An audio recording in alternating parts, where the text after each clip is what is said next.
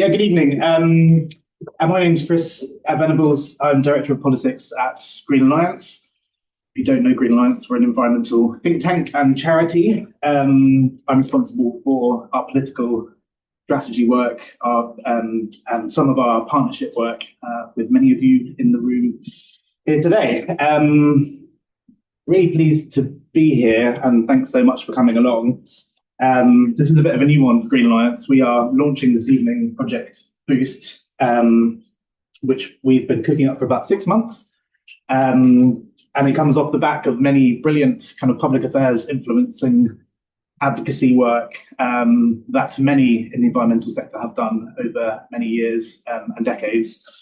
And at its core, it's a programme just for a year, just for 12 months, to help all of us meet the moment that we're in with this new government, with possibility for change. And I think you're all here this evening because we've got a brilliant panelist who are going to, a brilliant panel who are going to help you and us reflect on this moment and what we do. So just in terms of the running order for this evening, the first thing is I'm going to ask you to indulge me and just let me tell you about the project, what it is, and how you can get involved. That'll be myself and my colleague Annabelle. Then I'm going to invite some brilliant panelists to join us. Katie White is MP who I hope to be here, is currently in the voting lobbies and hopes to at some point walk through the door and sit on the side of the panel. But she may well join us for drinks if not. And that's the third part of the evening, some drinks. There's also a Slido, and I should say hello to the people who are joining us online. Thank you for joining us. Or if you're watching this afterwards, hello to you as well. Does that sound about right? Good. Okay, cool. Hoping this will be quite informal, lots of chance for questions at the end, and I hope the panel offers a bit of challenge to each other and to you as well. Annabelle's going to join us and talk a little bit about the nuts and bolts of what Project Boost is. I thought I'd kick off with maybe some of the heart and soul of it and some of the kind of thinking underpinning it and some of my reflections on what this moment represents for many of us who think about the future of the planet, the future of our lives on it, and the kind of health and prosperity of the country and the world that we live in. So 5 principles that I will just quickly run you through for this project and for this work. First off, we believe that insider influencing and political campaigning and brilliant policy work are like a vital part of what it means to do transformative, to achieve transformative change. I think I can say from the best part of 10 years in Westminster that for all the flaws and challenges of this place, I think you know and I know that there are some brilliant people in this ecosystem and in this world who are trying to make a difference. And so we really believe in the power of the work that lots of you do. And this programme is really about honouring that and meeting that and helping us do that better. Obviously, I should also say it's only one part of change, and Outriders, punchy campaigning, Stratcom's work, grassroots work is all as important. So I'm not putting those on a level. So that's the first one. We believe in the power of kind of public affairs and influencing work. Second, we really believe this moment matters, where we are in the political cycle in the UK. We kind of changed a little bit our narrative on what this moment means. When we first started, we were like, yeah, this is like the big moment where we're going to achieve everything. And after chatting to lots of brilliant people, they were like, I think this moment has the potential for us to achieve those things. And it's on us to get it right a bit to meet that moment. And so I suppose that we really do think that you, the people in this room, the people online, and the people in our network, if we meet this moment, can achieve transformative change over the next couple of years. I hope that doesn't sound naive, and in the questions you can challenge us on that a bit. Third, we think we probably need to just stop, reflect, and work out, are we doing the right things? So are our tactics working? Are we, what are the ways that we can learn and grow as a community. So yeah, I say that for myself as much as for all of us. How do we get better at influencing and campaigning in a progressive context? Yeah, are there different things that we can start doing? And that might be new skills. How does a private office work? Who really answers an MP's inbox? Or it might simply be that after a couple of fairly bruising years on this agenda, we need a bit of a confidence boost and a bit of community to kind of give ourselves the best chance to meet this moment. So that's number 3. So number 1, that our work matters. And number 2, that this moment matters. And number 3, that we probably need to just think, stop, and work out if we're doing the right things and if our tactics need to change. 4, that we don't always have the right people in the room, and that the Westminster and the public affairs world, the environmental sector, is not representative of the society and the world that we live in. All the more challenging, I think, given that it's questions of fairness and integrity and credibility and ultimately people, whether that's in the farming transition, on having a gas boiler changed for a heat pump, or buying an electric vehicle for the first time. It's people who are now on the front line of lots of the changes that we want to see.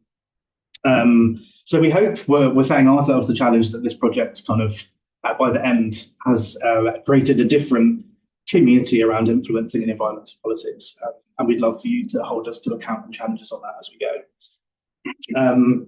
And finally, we also think, having said all those big pontificating things, that we also need in this moment a bit of space to be human, and to get things wrong and to ask ourselves questions.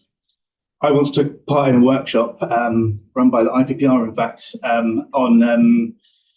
on the campaigns that I'd been involved in, and we had to do a list of all the campaigns we'd won and a list of all the campaigns we'd lost. And I can tell you that the list we'd won was about a third of the side of an A4, and the one that we'd lost was a little bit longer than that. And then there was a time in 2017 where I worked for Caroline Lucas, and having sent the wrong email to John McDonnell's office almost broke Progressive Alliance as such that it existed. All the time when I was working at Green Alliance, that I accidentally CC'd Shadow Secretary of State and his advisor into a long internal email thread about his personality traits. I suppose what I'm saying is this stuff doesn't always go as we expect it to, and part of getting it right is a bit of humanity and humility around how we kind of meet the moment and what we do, and somehow taking off our armour and kind of shields and what do we really need to do, what might really work.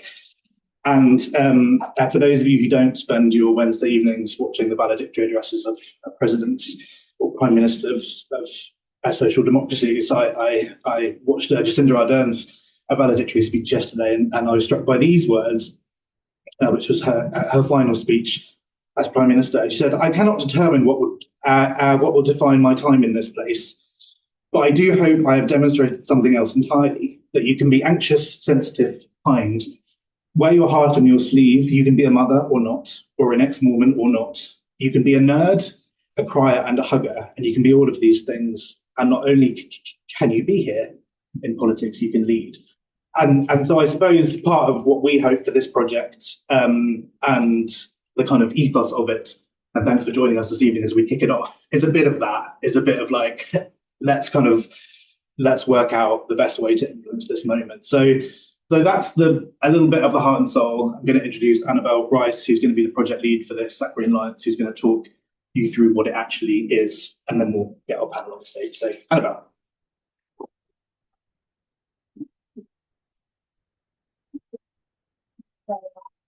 That'd be great. I think that Chris really beautifully introduced the exact reason why this project is so necessary and why we felt as though this really was the moment to get started on this. So yeah, as Chris said, I'm Annie, I'm the project lead. I'm feel very privileged to say so about Project Boost, or Project Boost, as we've been calling it. Thanks for the impressive logo, feels particularly suitable for October. But yeah, as Chris said, I think, despite there being a really more progressive government in power, there's still so much that we need to do as a sector, so much ambition that we need to drive, so many compromises still to be found.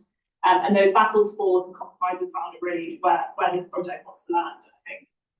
no matter if you've worked with the Labour government before or if you haven't, none of us have ever worked with this Labour government. And so I think we're all going to be on that journey together. So yeah, as Chris mentioned, it's a year-long learning programme. So we really do think that this is the moment and this is the year to get it right.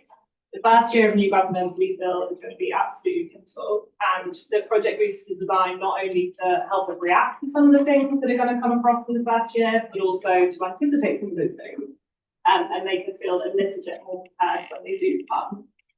So Project Boost is designed to support and strengthen our work, enhancing capabilities, building confidence, and also nurturing networks and building a community. And as Chris already mentioned, equity, diversity, and inclusion will be absolutely central to all of those objectives. So I just wanted to chuck a flavour of the content that we're hoping to deliver. A lot of this was kind of designed in collaboration and conversations with a bunch of people in this room, so thanks to all those who implemented. This is very much just a taste of the things that we hope to deliver, starting with tonight and working with new Labour government, sort of then moving on to things like the Treasury, which we know are really cross-cutting issues. But we also want to be clear that we have a lot of flexibility and a willingness to work on what matters to all of you and what happens and what arises throughout the year. We want to have that flexibility. So what actually is the programme? So whilst the bulk of sort of the technical stuff will hopefully be delivered through the learning session, there's so much more to what Project Boost is, and that's, as I mentioned, based on those three different objectives. So we're really keen that this doesn't ever feel like a burden on your workload. It's actually something that you leave these rooms and you feel like you've got something to take away and start utilising in your day-to-day. So reflection sessions will be a really key part of this work, and those will be spaces designed not only just to bring us together, but for provocations, for challenges, what's going well, what's going wrong, where do we need support. And getting together in person is also a really core part of this. I think those shared learnings are often when we're in these rooms together. And I know the panel tonight will be absolutely fascinating, but it's the conversations I think we have afterwards, the discussion that continues. And we really hope to build relationships that last a long, long time after Project Boost ends in a year. So whilst we do have events like tonight, which is sort of broadcast for everybody, there are also some sessions that we're planning to run with existing networks or specific networks within the sector. A few of those are listed here. The ones involved by no means like our favourite or anything like that. It's just the ones that we priority sectors that we need to be working with. And so whilst we might have a broadcast session on sort of how do we work with the civil service, we then might elaborate on that and say, how do we work with DevNets? How do we work with DEFRA? How do we work with this really niche part of the civil service puzzle for these three specific groups? So how can you get involved? And sorry, I'm rushing through it slightly because I'm aware that I'm not the main event. I want you to get to the panel as soon as possible. So sign up for our brand new website. It's been a journey to get to our website, so please do use it and sign up. At the moment, it might look a little bit bad. We promise it will be full of resources if that's the next time. So yeah, if you're sitting in this room or if you're sitting online, you're already completely the core part of what Project Boost is and what we're trying to achieve. So the first step is turning up. And if this is your first environmental event, welcome. If it's your 100th environmental event, welcome. We absolutely want you there. But I think step 2 is super important in that we know several people in different organisations across the sector. But we don't know everybody in all of your networks who need support. And so we really need you to tell us and tell them that they can get involved and that this support is available to them, because you know best who would most benefit from the kind of support that we're offering. And then finally, ask us questions, tell us insights. Chris already mentioned it, but we definitely do not have all the answers. This is a programme where we'll be learning together and sort of building the track as we go. So if you see something that we don't see, tell us. We really, really want to know, and we will absolutely adapt to kind of the needs and requirements that you will have. So yeah, it was a bit weird to be presenting my own face, but the team, I think we're all scattered around this room, and you will hopefully can chat and meet us later. But this, we will be delivering the project, so please do grab us for a chat or a conversation later, or send us an email, or do whatever. We absolutely want to. But also just to say that we absolutely are just a really tiny part of the impact that we're hoping to have. And we have a lot of different people to thank for getting to this stage today. Through conversations, collaborations, through just being really good friends and collaborators, and just genuinely feeding into this project with pretty good intent. So thank you to all of those people. And I'll hand back to Chris. Great. Back on. Thank you, Annie. Thanks. Awesome. Great. So I'm now really delighted to welcome to the stage some excellent panelists. Please, panelists, come and join us. On my far left, Harry Penner, who's the interim executive director of the PPR, which does lots of amazing work across the kind of whole social policy agenda and public policy agenda. So thanks, Harry, for joining us. We've got Sonia Adesara, who's the chair of the Fabian Society, but also a GP, a doctor in North London, a grassroots campaigner, and on lots of different issues, from on climate to economic policy, etc. So thanks, Sonia. Delighted that Shane Misselbrook at the end is joining us. Shane, I've had the pleasure of getting to know a bit over the last 6 months. Recently moved to the UK from New Zealand, where he was chief policy advisor to Jacinda Ardern, the Prime Minister of New Zealand, between 2019 and 2023. So, and has also been providing a little bit of advice to some of us around our kind of political strategy in this moment. And on my left, Ollie Brazier-Toe, who is head of politics at Green Alliance, and we work very closely together on all things politics. So yes, thanks for joining us. I've asked the panel to just kick off with some reflections on this moment. So what does it mean to have a Labour government? What does it mean for the environment? What does it mean for all of you? What does it mean for our work? So Harry, please kick us off with your wisdom and insights. Thank you, Chris. I've never been described as being on the far left before. That's great. I'm delighted to be here today. Thank you for inviting me. I was at dinner last night and there was a Labour grandee there who said that all governments, once they've got through their honeymoon phase, go through 3 R's: a reset, a renewal, and then a rejection as they're kicked out of office. And I think we've had this reset moment over the weekend with a change of personnel at the top of the Labour Party. So the fact that that reset's happening, I don't think is new or interesting. The pace at which it's happened definitely is not what one would expect. So I think all of my remarks are caveated with we don't quite know where we are at the moment, because there's a very quick change of personnel, and this is going to be the first of, I think, a wider shift across the government. So we're still working it out ourselves, and they're still working it out. So if we're finding it hard, if you guys are finding it hard, that's because it's really hard at the moment, and to understand what's going on and where we should apply pressure and leverage. But a few thoughts that I think are worth flagging. The first is, although it's been a really bumpy start for the Labour government, definitely, there are some really strong fundamentals that I think us in this room and those of us that are trying to champion decarbonisation and restoration of nature can hold on to. The first is, after a period of very unstable government, this is a government with a large majority, doesn't guarantee it will have 10 years of power at all, with the degree of electoral volatility we're seeing in this country. But it does mean that we should bank on having a stable government for some time, and that is set. The second is, this I think is debatable, and maybe some on the panel want to challenge me, but I think genuinely this is the most progressive election-winning manifesto in 30, 40 years. So there are challenges, there are areas where they're not being ambitious enough. There are some bits, if you define progressivism as just redistribution, as in more tax, more spend, they are not, because of the fiscal challenges. But in terms of being an interventionist government that is seeking to rebalance power in the society and economy, to intervene to shape markets, to achieve ambitious climate goals, I think the starting point is one of being quite bold and quite progressive, and that gives us a good kicking off point in terms of our objectives in this room. The climate mandate is also significant. I don't think in the UK we've seen a government that's won an election so openly championing the climate agenda. And so that is another opportunity. There are risks there. It has to succeed. Otherwise, it could be perceived as a rejection of that climate mandate. But I think there's something there to latch on to.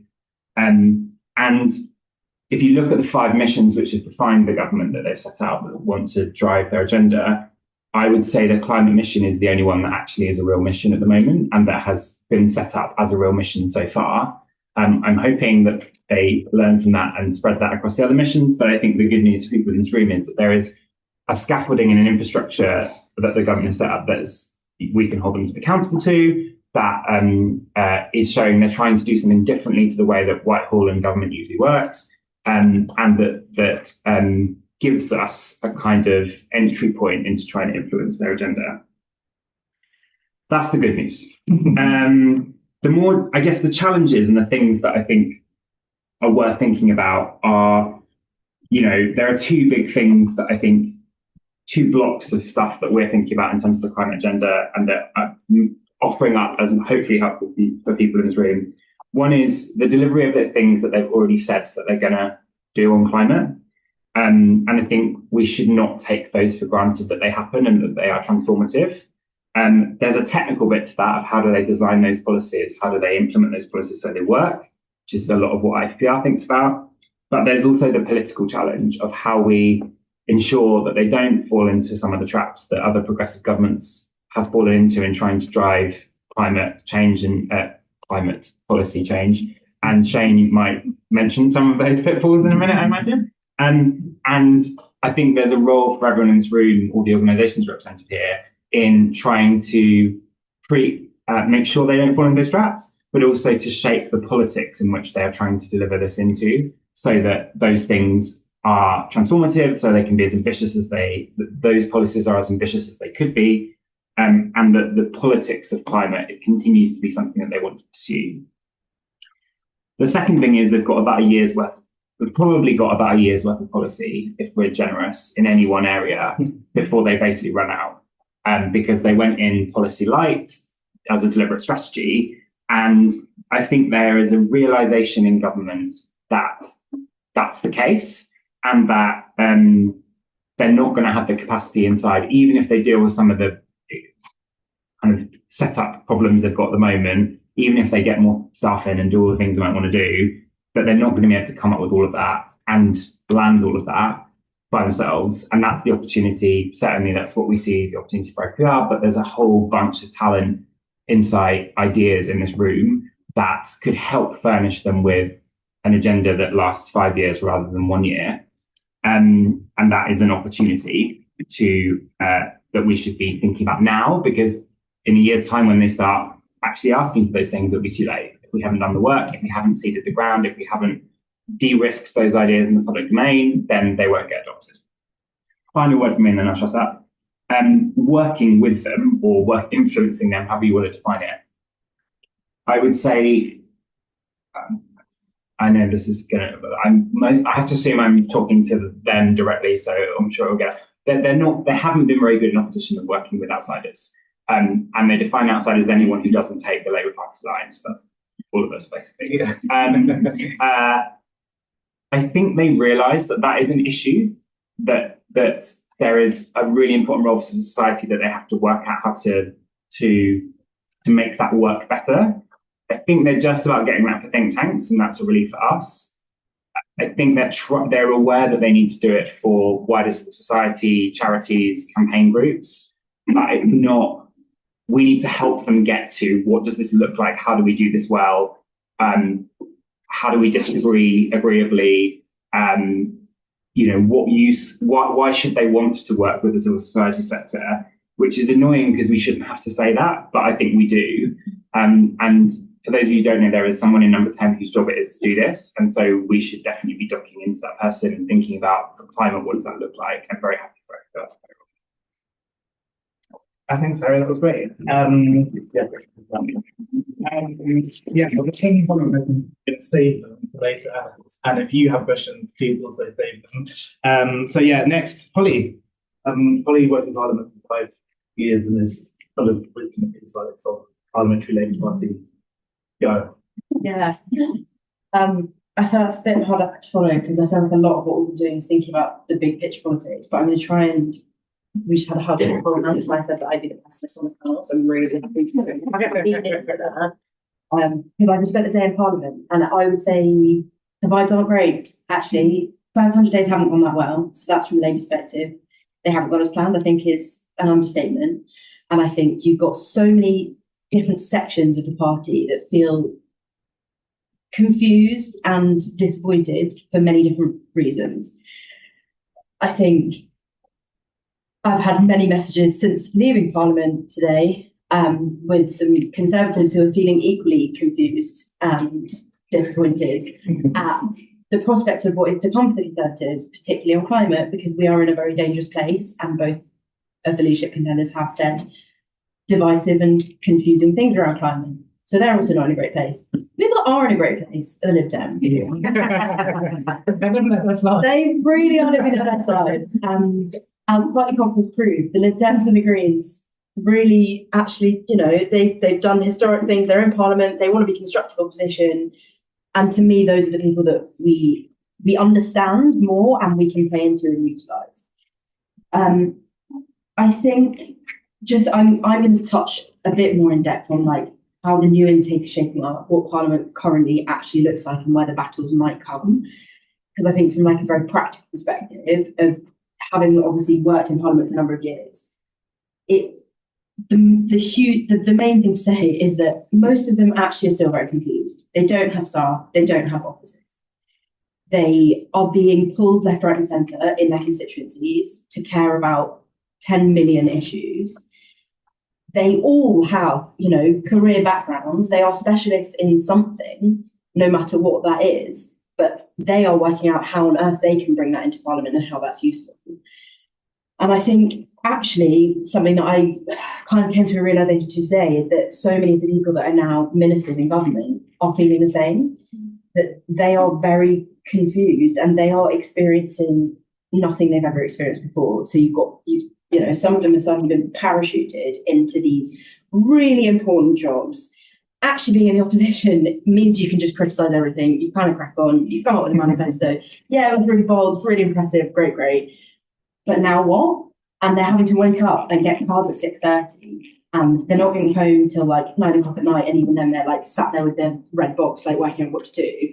They're not used to that. And they are a bit in shock. And I think that really hit home to me today because multiple people said it about multiple different ministers. So it's not just one or two. And I think as a sector, we need to be very cognizant of that and what that means for us. And I think a big part of that is that it's a recognition, obviously, it comes back to the values of Project Boost. They are all human as well, right? The people that work in Parliament, the staffers, the advisors, the MPs, and they are not going to be specialists. We'll see what happens as to whether if there is a reshuffle this side of Christmas, who knows, read whatever paper you want and come to your own conclusions. But I think it should not be understated that they actually need this course as much as we do, because so many of them don't know how legislation works. They don't understand what bill committees are and where to sit and what to do, and what you can say and what you can't. And people are really confused. They can't submit amendments to bills that have been produced even though they think it make them better. Why not? And having those conversations with people, we need to understand that before we can then teach, hope to help them understand it. So I think for me, that's part of what it is. And I think just to put a bit of a plea that many of them have never managed staff before. They've never managed the teams that you are dealing with when you talk to MPs' offices. I say that as, I've got 5 years as a practice as a union rep in Parliament for MP staff, and I can tell you now they have not been necessarily the best employers over the last decades. And I think it's just we need to work out exactly what we are asking for and how. And in order to do that, actually, we so often ask CEOs to make sure we go into meetings with ministers and we have a really coherent voice on what we're asking for. Actually, what we need is to do that right from the bottom. We need to be joined up. We need to know what other people are saying, what people are thinking, because if that doesn't happen at the bottom of organisations, everybody matters in who you're talking to, then I think we have very little hope in having the company that you talk about and helping them understand why our issues matter, because we will be fighting against a tide of an incredibly hard backdrop of politics in the next 5 years where they will just be thinking about the next election. Is that pessimistic? Yeah, it's quite pessimistic, yeah.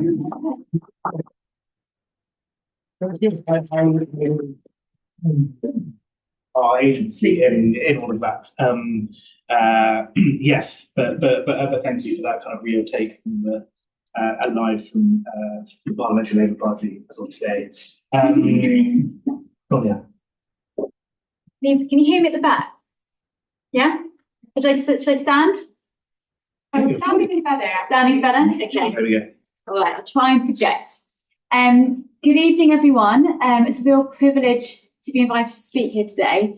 I must admit, when Chris messaged me and asked me to speak, I said, I'm not sure I'm the right person to be on the panel.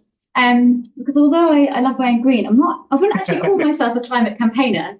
I campaign on health, I campaign on migrant rights, I campaign against poverty. But as I think you said, those are obviously climate issues. The climate crisis is already harming human health.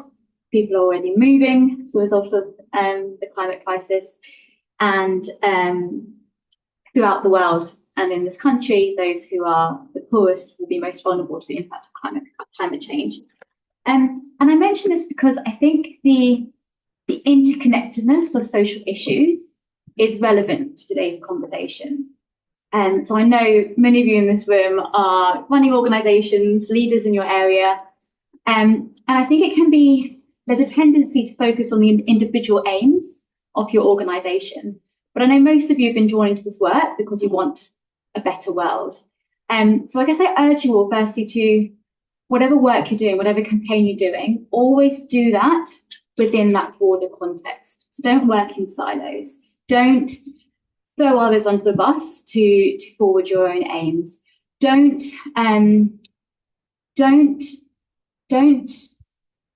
jeopardize the long-term goals of the cause for short-term wins.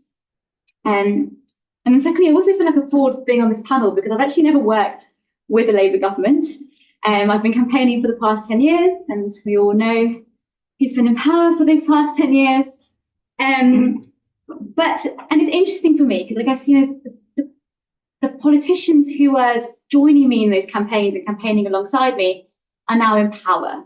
There's been a shift in a dynamic, and that's that shift has happened very quickly, and we need to adapt to that shift. So, what I've been saying at the Fabians is, what does that relationship look like?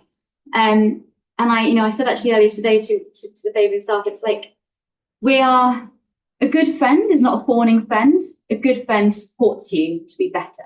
You need to think about those relationships. But I agree with Harry, actually. I think this is a really exciting time. We do have a government that's on side. And it does feel to me that they have a serious and they have a genuine intention to deliver on this area. So, there is I guess, an even greater responsibility to everyone in this room that you don't waste this opportunity to ensure that we implement really ambitious policy change in this area. So how do we do that? So here's a few nuggets of wisdom from 10 years of very successful campaigns. Firstly, don't fall into the trap of thinking that influence only happens when you're in the room with politicians. So if you look at the last government, when we saw things really shift with regards to the climate, it was when extinction rebellion hit the streets. It was when we saw Greta Thunberg and the school children become a worldwide sensation. So when social movements make demands, the landscape shifts, and that gives more room for those of you working inside, more room for you to move. Secondly, really think about how you can bring authentic voices into the room. So I've seen NHS campaigning on migrant rights. There is a real power in frontline voices, real power in voices of people who've been really impacted by those policies. So thinking about, in the area of climate, who are those authentic voices? that you can bring into the room. You can put them on the media, in the room with the politicians, and also try to think about non-stereotypical voices, people who are marginalised, make space for them and support them to campaign. And then my third thing to say, and I'm glad the politician's not here yet, let's do back to things. You have to appeal to a politician's self-interest. So whenever you ask anything of a politician, think about what's in it for them, right? So what do you offer them? Are you offering them a photo op? Are you helping them draft a comment piece? Are you giving them some intel on a topic? Are you drafting them a question to ask in Parliament? Politicians, from my experience, they're busy, they've got lots of demands on their time, and they want to look good. You need to help them do that. And then, yes, I think a good campaign, from my experience, is one that draws politicians in and makes the ones that don't get involved look outdated. So you need to think about that. And then my last thing is to say to medical students who are organising, a politician has two jobs. So the first job is, hopefully, to implement policies to make this country better. The second job is to get elected. So you need to be thinking about a good campaign serves one of those. A golden winning campaign serves both of those. So to finish, this is a brilliant project, and it's coming at such an important time because we do have a government that's on side.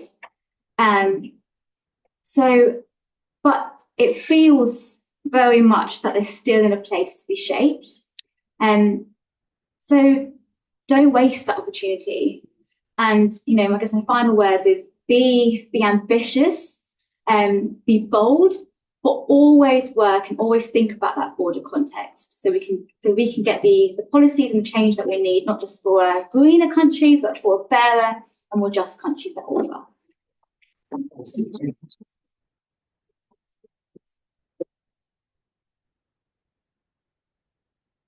Okay.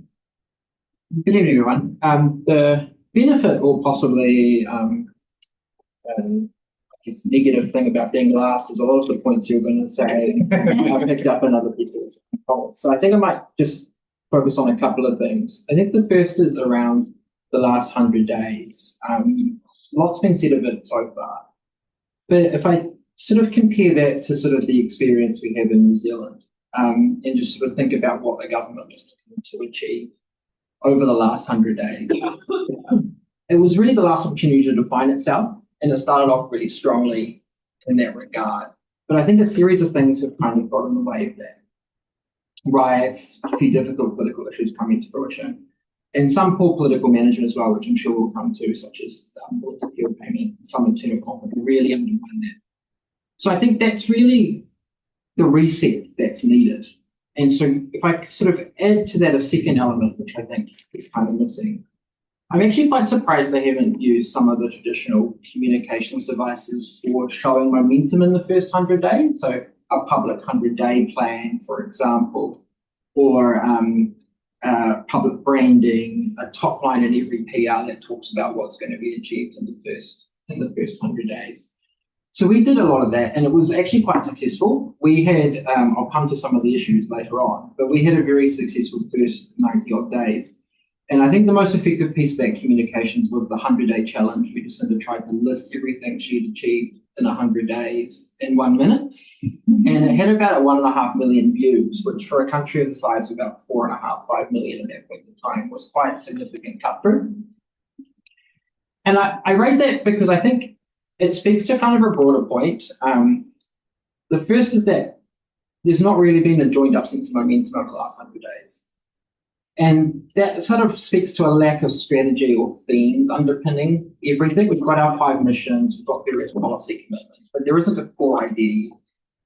And so I thought the first point I would make is that in terms of where Labour are going, which was the kind of the brief for the initial comments, we need that thing that underpins everything that they're going to talk about in the next sort of 5 years. Then you sort of need to be more strategic and deliberate and hand things off a clear idea. And I think there's kind of a couple of reasons why that's going to become increasingly important about over the next sort of year or so. non-delivery and broken promises will be a significant part of the next few years. That really defined my time working in politics in New Zealand. That idea that no matter what you did, and you felt like you were making progress often, you felt like you were ticking things off, but you were still a government that had failed to deliver something. And I think that's a particular risk for them, and it's actually going to be a really big part of the next couple of years. And if that is a big part, you do need to come back to that idea of why are we here? What's our core idea about what this government is?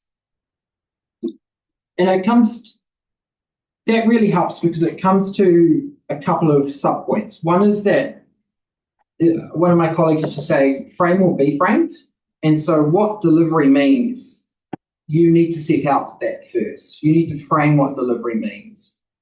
If you don't frame it, it will get framed for you.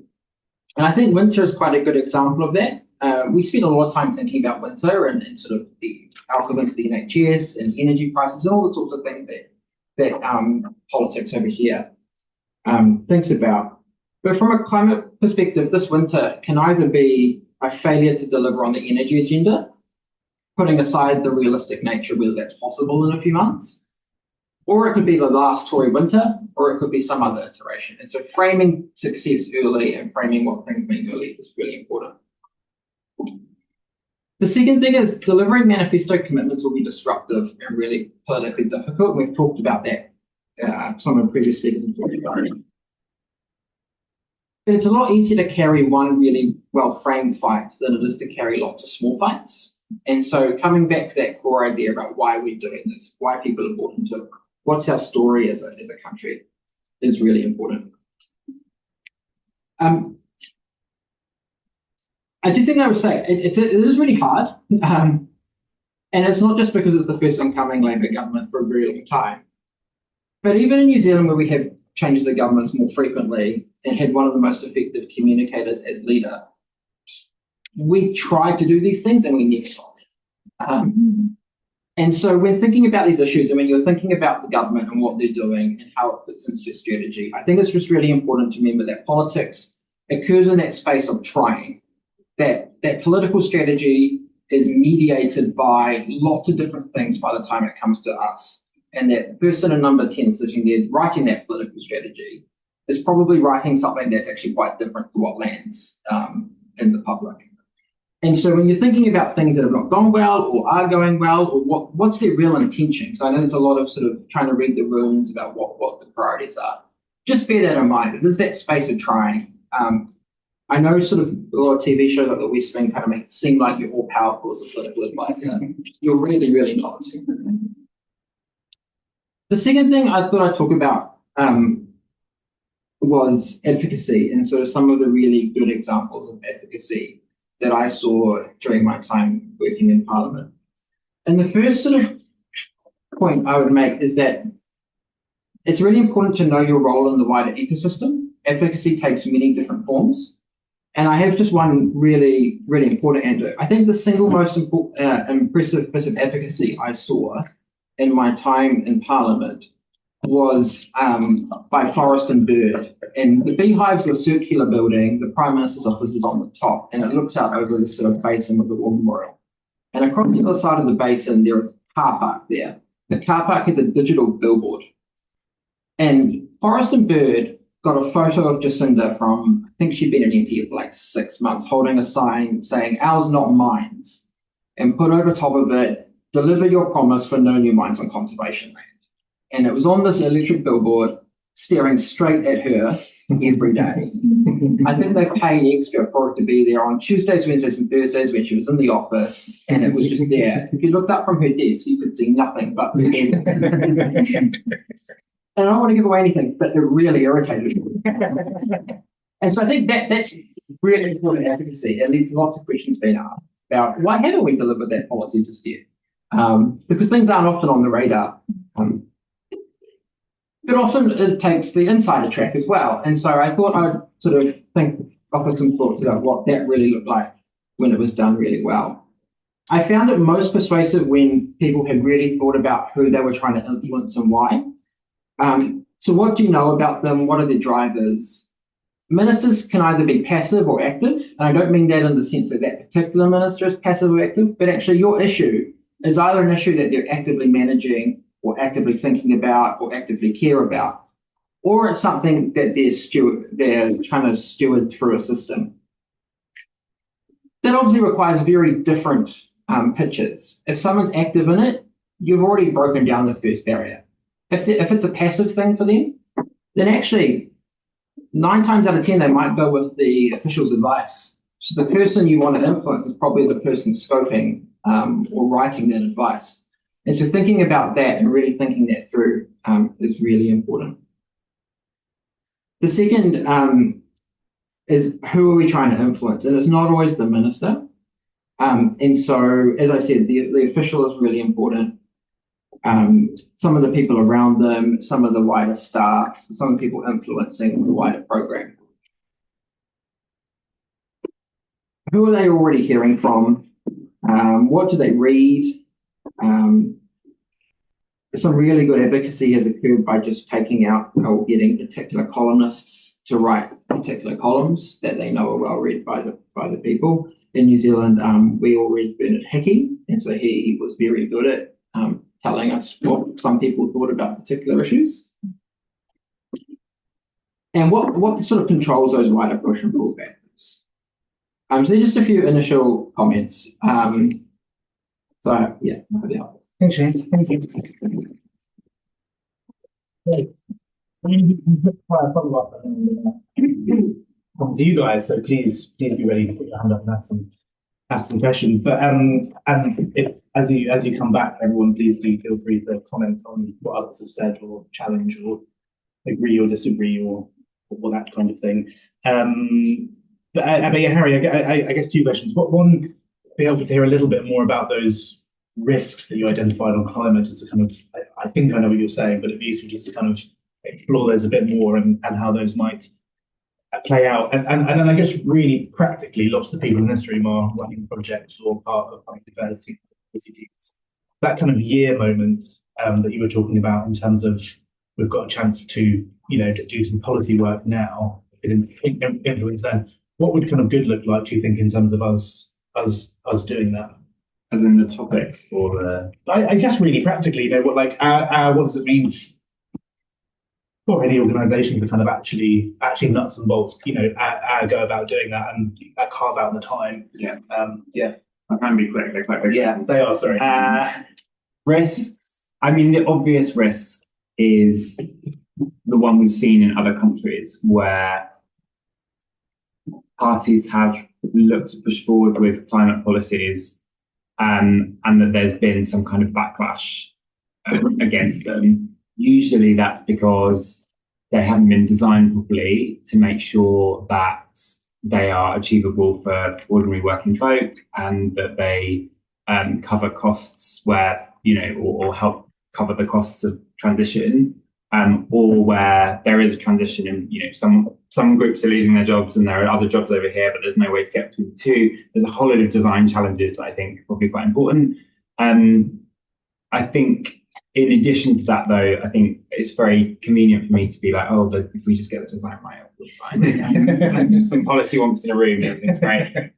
Sadly, that's not how the world works. So I think there's also then a really important role for folk in this room to help the government to communicate what it's doing and why, and how to navigate that as a citizen, and help to fight what I think will be, today's outcome, or the initial outcome of the Conservative race suggests that I would say that net zero and climate will become more of a cultural issue in the coming parliament. And so whether or not the policy is designed well, there will be a culture war that Labour will either have to manage or fight, or there will be a challenge there. And I think, again, this room can do a lot of work in helping to navigate that and shape the politics of that. Yeah. So that's mainly what I was referring to.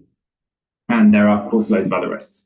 I would just say, you talked about active and passive. I can't imagine a more active person than Ed on this agenda, almost to a fault. I absolutely think Ed's great, but I think there is a challenge here, which is that they're going at it at pace, which is great, but that is where some of those mistakes become more likely, and really helping warn them what are the pitfalls that they could fall into? When do they need to slow down? When is it right to speed up? Like that is all really useful, I think.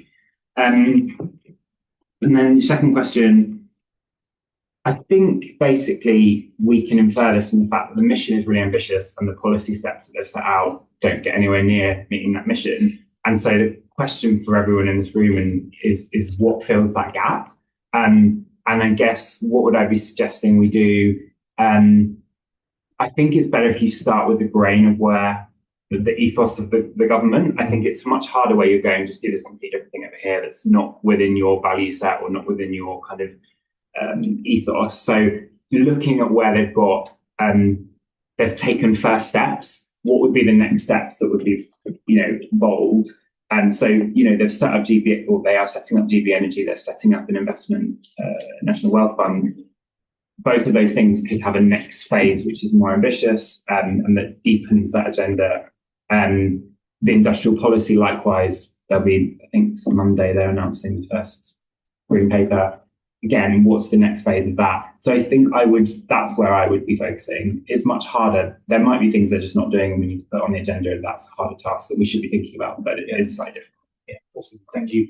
Holly, I was going to push you on what you think it all means, what we do practically in terms of the email that we might be able to send, that we're about to send to an MP, or the WhatsApp we're about to fire up on a staffer, or how do you think, is it a timeline thing? Are we thinking there's this initial bit of relationships and then we go in? I guess just kind of how do we take some of that energy? How do we meet it? How do we use it as people whose job it is to turn up every day and try and work with some of that energy? Yeah. It's quite a hard question. I think one thing to recognise is that we're all trying to do that, and we're all trying to do that on lots of different topics, but that are seen to people in Parliament as like environmental things, right? We all see them as like all these really different, really like complicated policy areas that need to be addressed. They're like environment groups. Cool. And I think part of it comes with an acknowledgement that like so much of what we do relies on, we look at Hansard, we see who's spoken on something. We look at who's submitted a written question on something.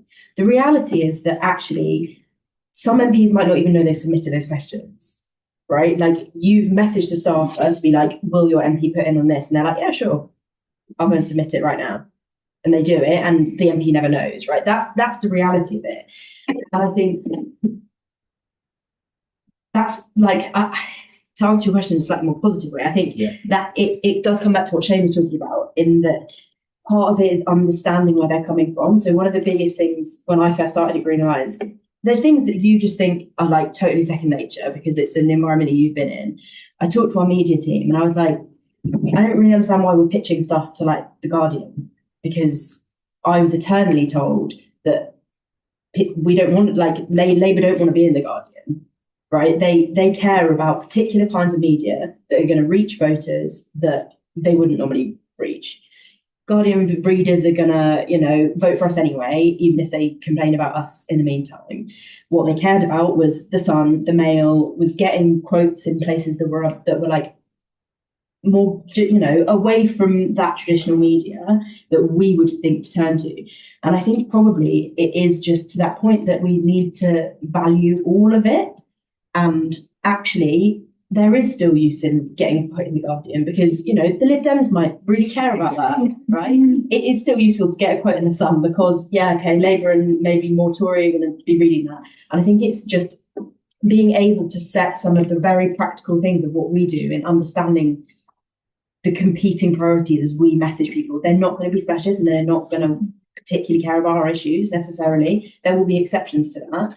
But actually, if you're talking, we do policy stuff that is like serious convening and advocacy work for policy work with civil service, with like the ministers. What we're asking from backbench MPs is to raise pressure and raise profile of issues that aren't being talked about in those spaces. And it's being able to recognise exactly why we are talking to people that we're talking to, and they are different for all of those different groups. And I think that's part of what this can do, is help map how those things work and why.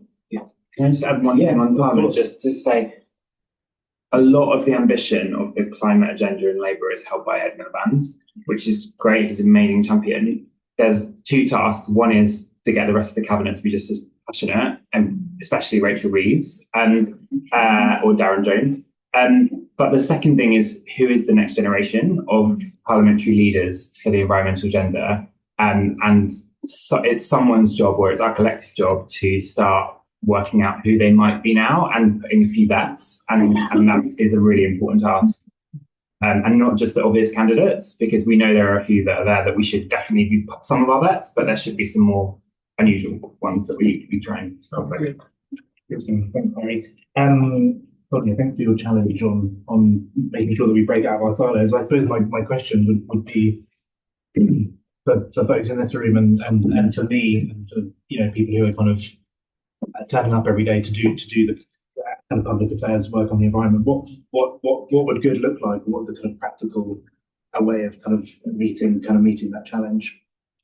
Well, practically, I think you can work with other organisations outside of your field. So I think it's easy to speak with each other, but sometimes you don't know the potential harm that you're doing from, like, let's say, a certain campaign or focusing on a certain issue. So just try and broaden your network, so you're making sure that you are having those conversations.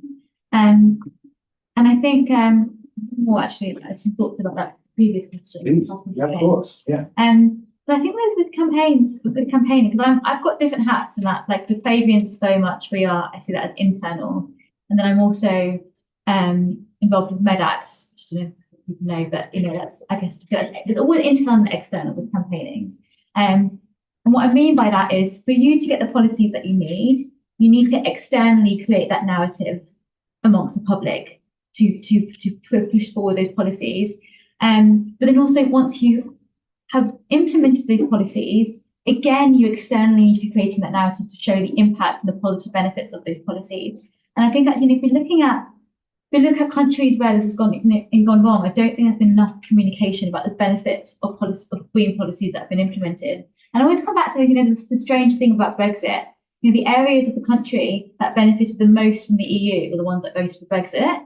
So I think that's something we really need to be thinking about. But whatever policies that you implement, I think we've learned actually a movement to create the initial narrative. Whatever policies that you implement, you've also got to make sure you're doing that continuous work of communicating what the benefits are, and communicating, as Holly said, to real people. And that's how you can get sort of sustainable change. And then just, I guess, to Holly's point, I campaign on quite niche issues like abortion, and it's sort of seen as a lot of issues which politicians often don't care about. And so you have to essentially try and make politicians even pretend to try and care about something that you feel really passionate about. And the thing that I think is probably similar to climate and similar to abortion, is that you will have, actually, often the vast majority of the public probably do agree with you when you explain the issues. But often then you will have people that are against you, and I see this with abortion, are very noisy and are very good at reaching their politicians. So we've had to, within the abortion movement, really think about how we can flood politicians with the feeling that all of the public want this, and do that with various campaigns in the past few years. And that actually takes a lot of work. Yeah. Because I think when public feel like going in the right direction, there isn't that impetus to then reach out to their politicians. There's a lot of work to be done to sort of show politicians that actually the public the silent majority really want this, but you do have to sort of, make that happen and facilitate that. Yeah. Excellent insights. And then Jane, I suppose one impossible question and one easier question, which is also quite hard. But on the you've been in the kind of UK now for a bit, kind of reflected a bit on, and I think kind of been around the environmental sector and the government and the Labour Party, and kind of I got a sense of some of the dynamics. I'm interested in your kind of challenge to us as a sector on how we operate, how we communicate, and two, on frame or be framed. I suppose I'd be interested in your views and any others on what we think this government wants to could tell on our broader story. I guess beyond where it already is, which has primarily been bills, and I think lots of us think that's going to run out and need something else. Yeah, I might take the second question first, so Nice. that was somehow a little bit easier. Yeah. But I think on the frame will be frame thing, I think there's it's sort of, when you're working as a political advisor, you do learn by doing. And sort of when you learn to look through all the pitfalls by sort of falling into them and realizing that you fell into them. And so quite a few of the policies we did, we thought we sold them really well. So an example that sort of springs to mind is the clean car discount. So it was a fee-based scheme where there was a tax placed on high emitting vehicles that then subsidized electric vehicles. And it was quite controversial, but it was also the most successful climate policy New Zealand's had. Like, it took us from the worst EV market in the world, more or less. We were one of 3 countries without emission standards, Russia and Australia were the other 2, to one of the world leading EV markets in the space of like 3 or 4 months. Like, it was quite an incredible achievement. And we sort of adopted the idea that, we'll push through. People will see the success of this, they'll see EVs on the road, they'll feel more normal, and we'll sort of better push through. And actually, by and large of the public, it was really popular, but there was a really strong minority of people who owned utility vehicles, which aren't as much of a thing here. But utes are a bit of a Kiwi kind of cultural institution. And the idea of your farmer with your dog on a ute is a really powerful image, even if it's complete fiction. The most utes are owned in Remuera, which is kind of the Auckland version of maybe Kensington, I guess, or Chelsea. And so that was the story that was told about that policy, was that it was anti-ute, it was unfair on farmers, it was unfair on tradies. And it got repealed when the government changed, purely for that reason, despite it actually working. And so I think framing success and framing what it looks like up front would have been a lot easier. But also, if we had sort of framed it in a way that was very explicit on that cultural question, that was around, actually, we know you are going to be affected. If you are a farmer, maybe there's an exception to that rule, or if you are a tradie, then maybe you can sort of claim it back, or some sort of arrangement like that would have actually helped with that.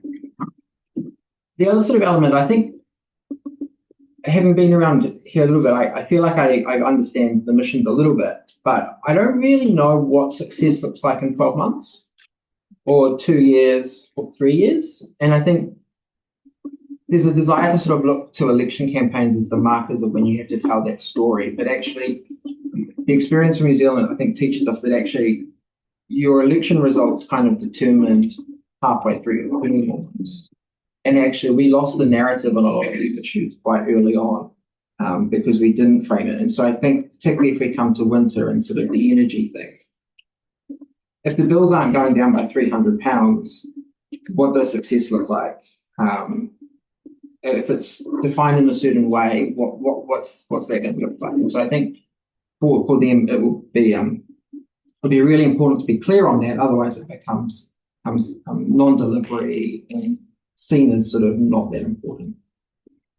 On the environment movement, I feel like it's a loaded question. But I think maybe if I start with the positive, I've been like incredibly surprised at the amount of capacity and skills and expertise across the environment movement in the UK. And I think my first comment would be, we need to celebrate success more. And I think that for 2 reasons. I think firstly, the UK is actually achieving quite a lot on climate change, coming from a country that is a laggard and a big laggard. The UK is definitely leading the way, and I don't feel like that's. I don't think people know that as much as they should, I guess. I mean, the fact that coal was phased out of the electricity grid, was it last week? It's a phenomenal achievement given the place coal had in the electricity system 30 years ago. But since I've been here, I think the UK environment sector, being a bit broad maybe, has had 3 Supreme Court wins that fundamentally changed the law on fossil fuel consenting. There was a bunch of policies that people were talking to me about when I first arrived that they were sure were going to get stripped out of the Labour Party manifesto, and they remained in part because of the political strategy that people executed. And then there's been actually quite a few asks that were in 100-day plans for different organisations that when I read them, I was like, oh, no way. But they've actually been adopted, including the one that I think in Miliband announced at conference around private rental properties. So I think like celebrating success is really important. And we feel inaction and insufficient action really acutely. But we can't do reforms work for them. And I think that's probably the broader political point is if we're pessimistic, no one's going to think it's possible. Why bother? We're only 1%. We've already done all this. It doesn't really matter. Why should I pay the money? And so I think it's just really important to tell that story about what we are achieving. And not only for our own mental health, but to actually make the broader political point. I think just, so Chris said to be challenging. So I think two sort of challenges.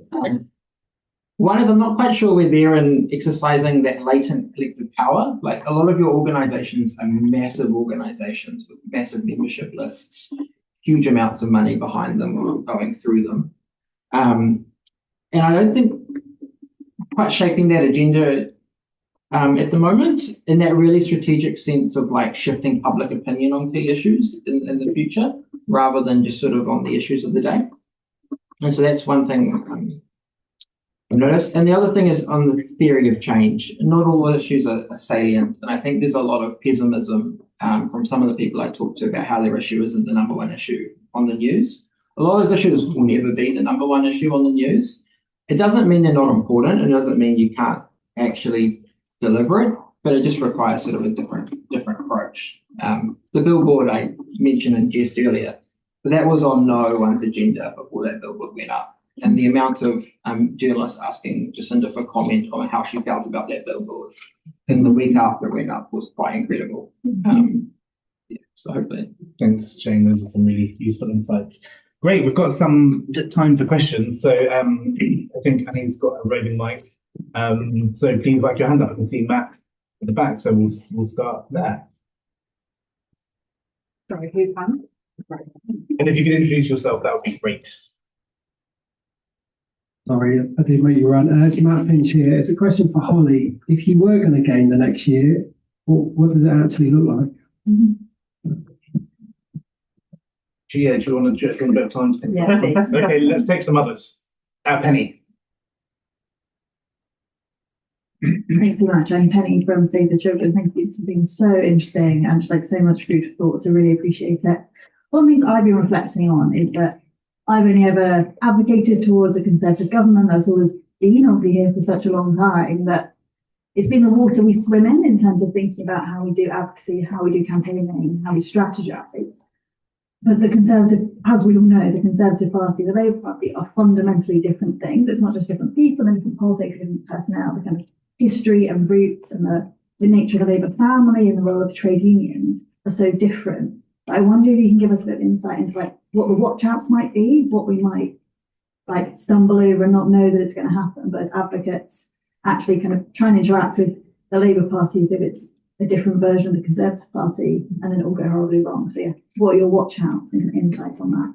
Thanks, Penny. Can I take one more? Yeah.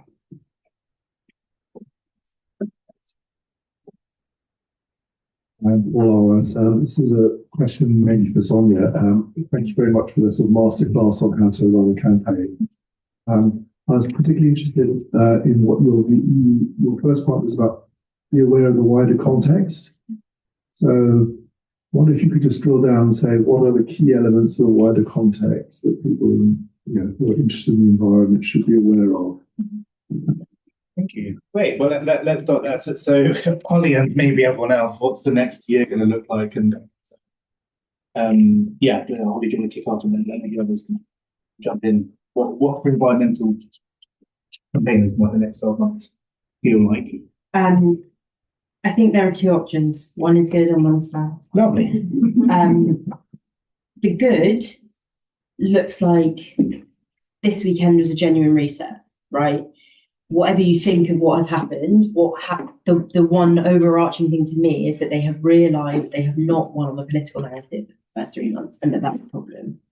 They have done what they think they needed to act on it. Whether that comes to fruition, we will see.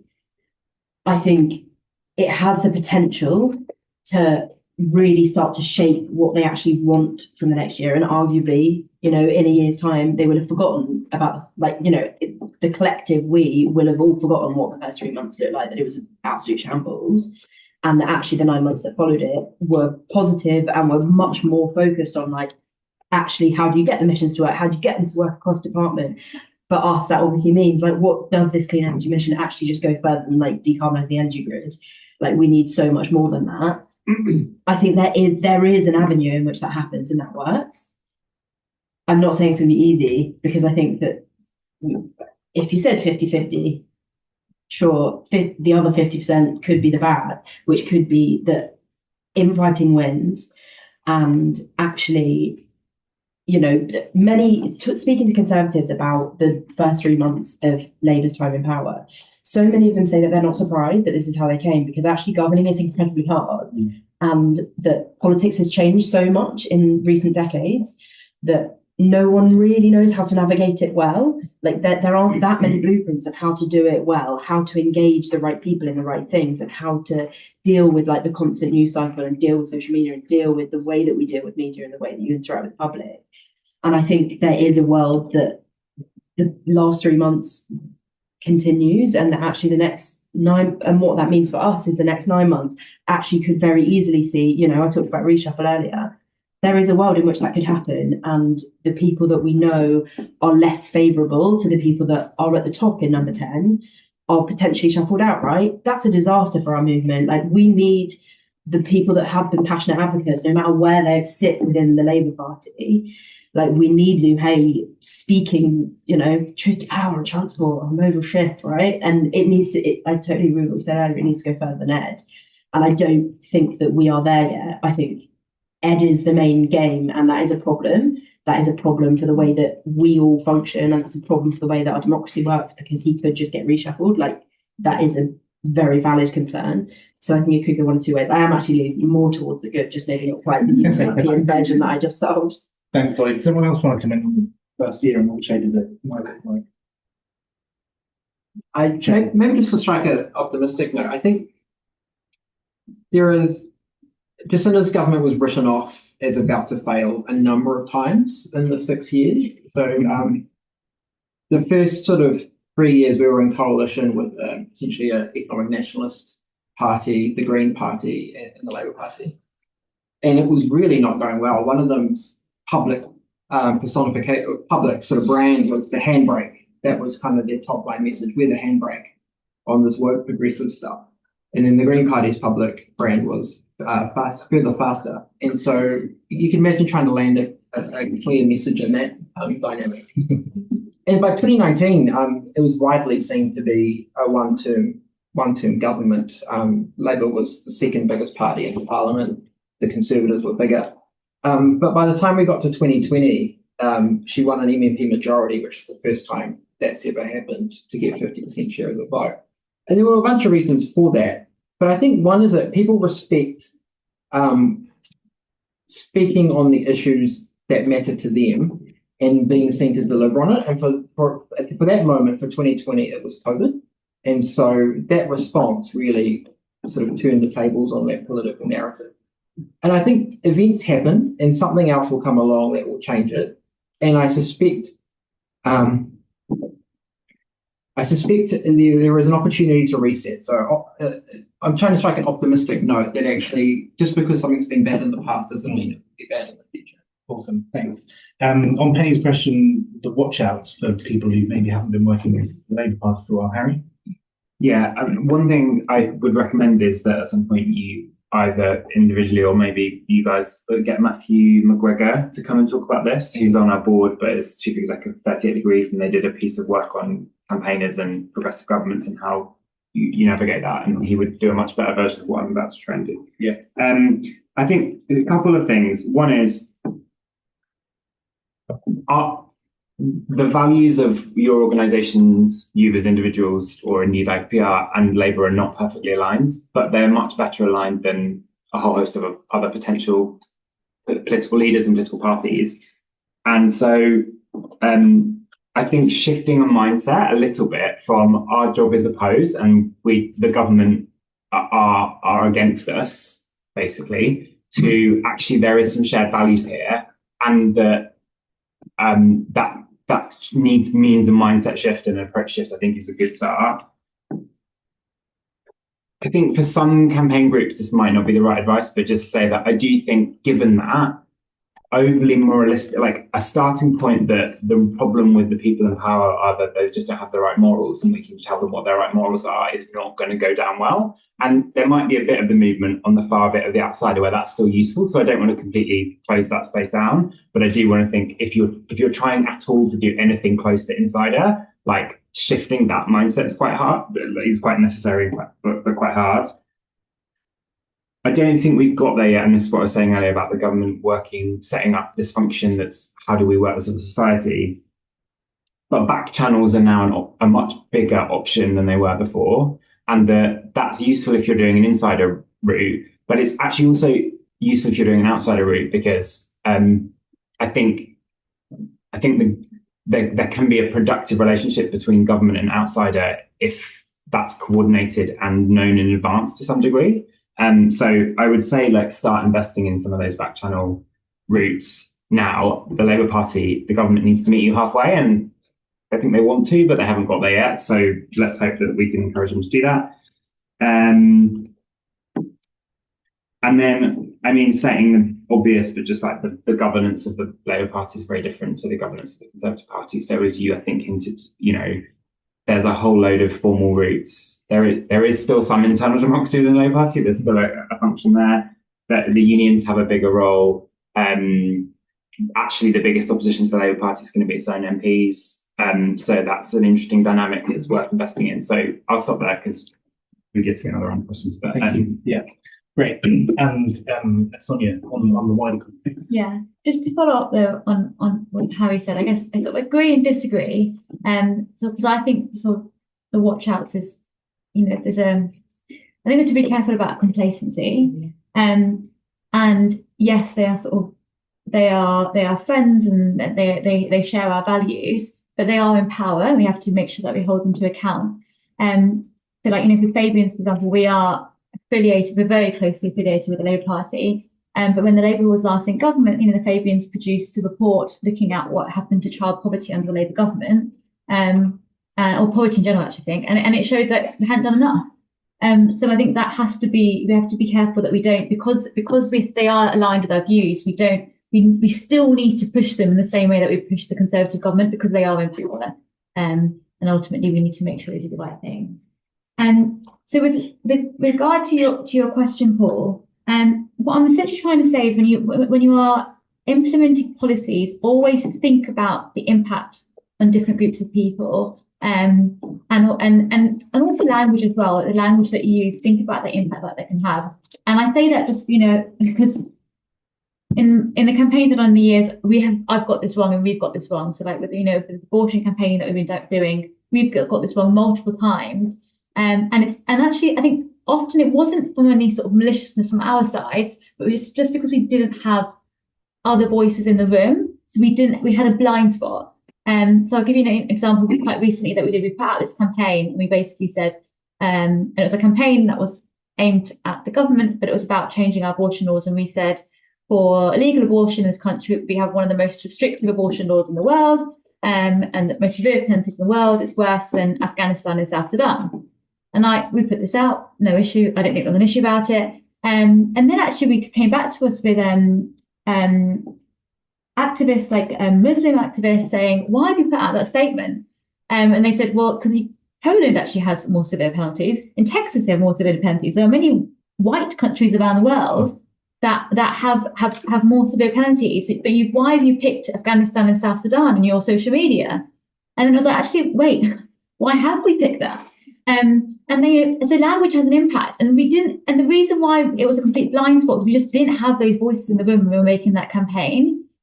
So I guess what I'm trying to say is sometimes you don't, with all good intentions, with all of you doing this, we all have the right intentions, but sometimes you don't know the negative impact of your policies or the language that you use or how you campaign.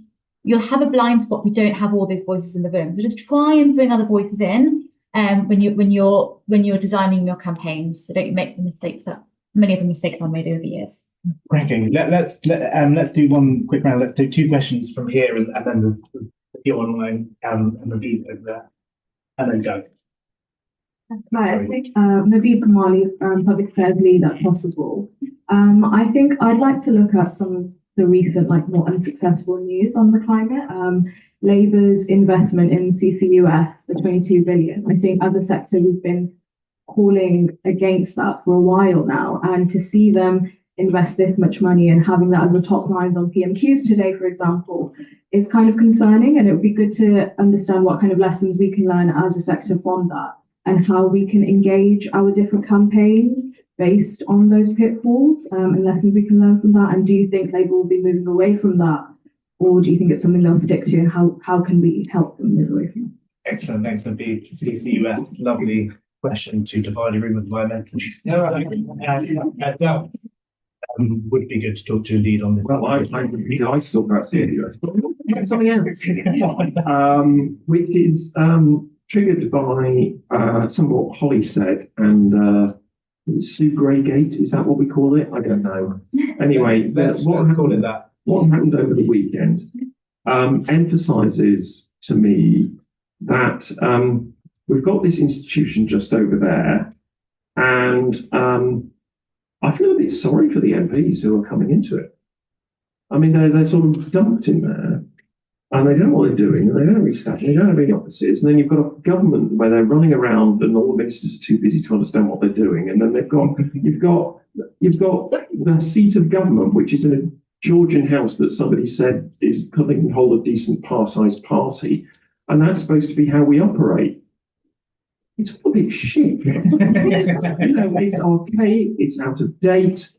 Now, we collectively in this room are the climate nature sector. We are not going to change this. But looking at what Annabelle said about Project Boost, do actually MPs need this kind of support more than we do? And if so, what opportunities does that open up for us as a whole to think about it in those terms as helping them out? I mean, even to the point of can you have some proper staff welfare policies? Lovely, thanks, Doug. And I will just take one of the questions online, which is, what would the speaker's advice on campaigning on issues across multiple departments be?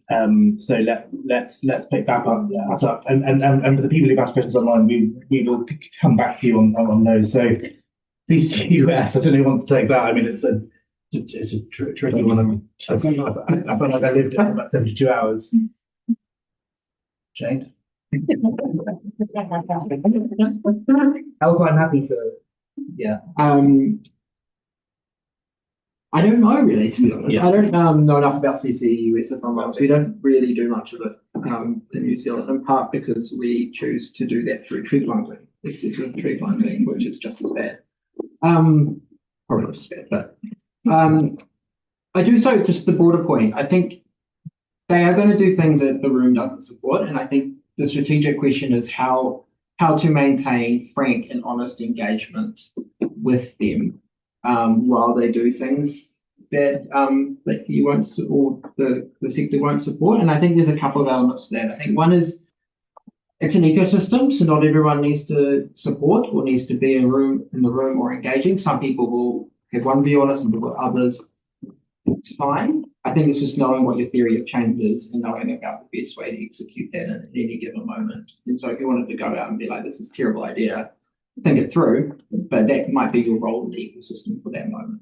And I think certainly from a staff perspective, I think those moments come along very frequently. And I think the way they're dealt with is quite important. So honest conversations ahead of time, trying to make sure people are not blindsided by a response. I imagine they probably wouldn't have been surprised by some of the responses to CCUS, but well, maybe, I don't know. But others, they might be surprised that a particular organization's coming out against something. So having that relationship where you can get in contact with them ahead of time so they can prepare, right? Like no one wants to be up for coffee and have your phone go and be like, oh, got to get back to the office immediately, right? Like having a few hours to think about something or to prepare a media comment makes a big difference to the relationship going forward and your ability to influence other decisions that way. might be useful. Thank you, Shane. A great response. Project Boost for MPs.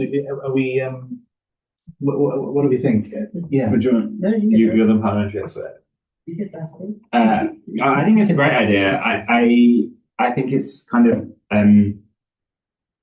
slightly insane that we offer so little leadership support for our MPs.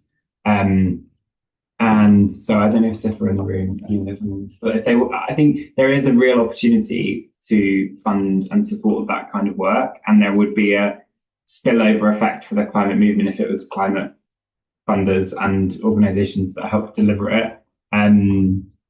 But I imagine that it's probably quite politically difficult to do. But I think it's very much needed, and probably quicker than trying to reform the archaic system that we have.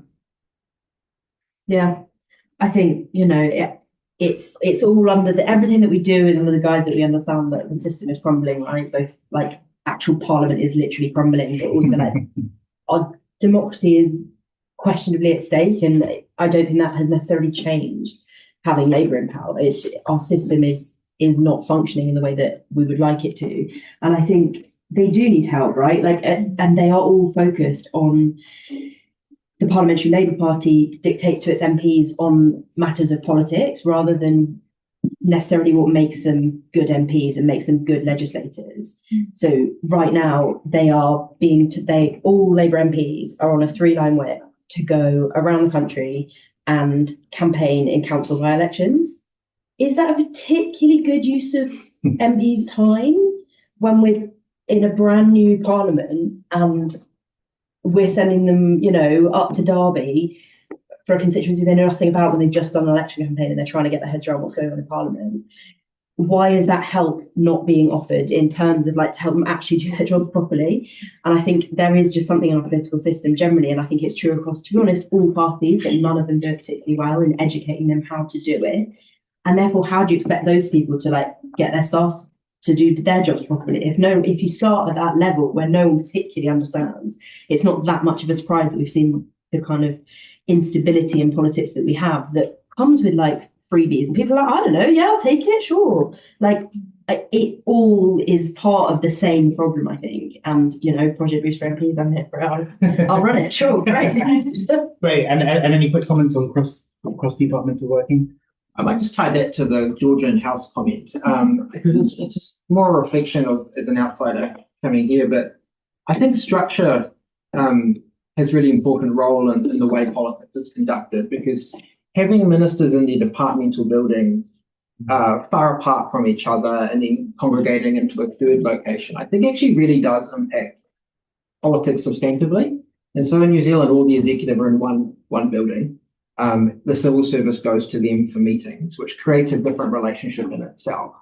But also, as someone who was in the Prime Minister's office, I could just wander down to a different floor and go to someone's desk and talk through an issue. And it seems like there's a lot less of that, and that might just be my ignorance, but it seems like a lot less of that just through the sheer logistics involved in organising that. And so when you're thinking about campaigns for multiple ministers, I'm not being very helpful on that question, but I think that structure is probably a big problem for that. Awesome. Thank you.